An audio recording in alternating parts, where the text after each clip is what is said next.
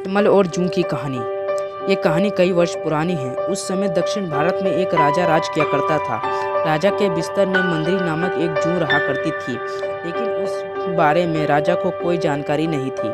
हर रात जब राजा गहरी नींद में सो जाता तो जूं अपने घर से बाहर निकलती, बड़े चाव से पेट भरकर राजा का खून चूसती और दोबारा जाकर छिप जाती। एक दिन ना जाने कहां से उस राजा के बिस्तर में अग्निमुख नामक एक खटमल भी घुस आया।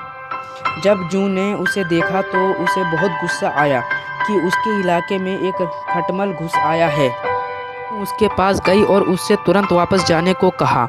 इस पर खटमल बोला, अरे जूं बहना, इस तरह का व्यवहार तो कोई अपना दुश्मन के साथ भी नहीं करता।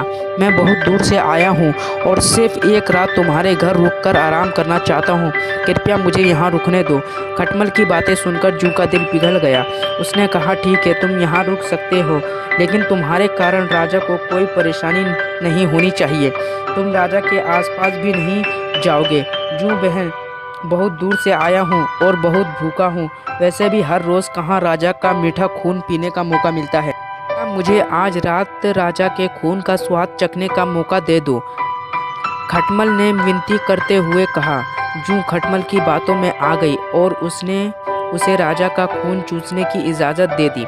ठीक है, तुम राजा के खून का भोजन कर सकते हो, लेकिन उससे पहले तुम्हें राजा के गहरी नींद में सो जाने का इंतज़ार करना होगा। जब तक राजा पूरी तरह सो नहीं जाता तब तक तुम उसे नहीं काट सकते। जूं ने कहा। इस पर खटमल ने हाँ कर दी और दोनों रात होने का इंतज़ार करने लगे। रात होते ही राजा अपने कमरे में आया और सोने की तैयारी करने लगा। का शरीर बहुत तंदुरुस्त था और उसकी तोंद बहुत मोटी थी। ये देखकर खटमल के मुंह में पानी आ गया। जैसे ही राजा बिस्तर पर लेटा, खटमल ने न हाव देखा न ताव देखा और सीधे जाकर राजा की मोटी तोंद पर जोर से काट लिया और फिर दौड़कर पलंग के नीचे छिप गया। राजा दर्द के मारे चीख उठा और तुरंत अपने सिपाहियों को कमरे में बुला लिया। राजा ने सिपाहियों को आदेश दिया, सिपाहियों, इस बिस्तर में ज़रूर कोई खटमल या जूं है, उसे तुरंत ढूंढो और मार डालो। राजा के सिपाहियों ने बिस्तर पर ढूंढना शुरू किया तो उन्हें बिस्तर में छिपी जूं मिल गई। उन्होंने तुरंत उस जूं को मार डाला और खटमल बच निकला। दोस्तों, हमें इस कहानी से ये सीख मिलती है कि हमें आंख बंद करके किसी अजनबी पर भरोसा नहीं करना चाहिए।